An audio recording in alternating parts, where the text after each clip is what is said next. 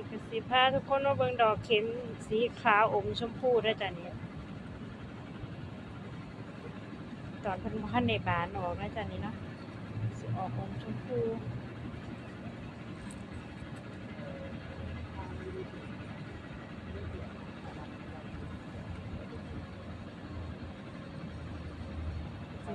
งามไปอีกแบบหนึ่งนะจ๊ะเนาะตอนเพิ่นพันในออกดอกน้อยๆด้วยจ้ะสีชมพูน้อย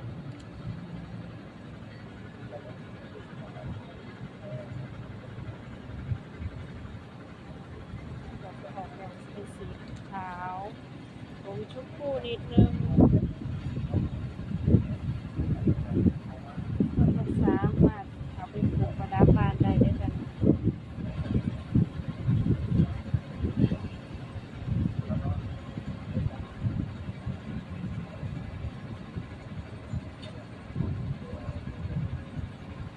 ก็เอามาให้เบิ่งเพื่อที่น้องอยากซื้อไปประดับบ้านได้จ้ะ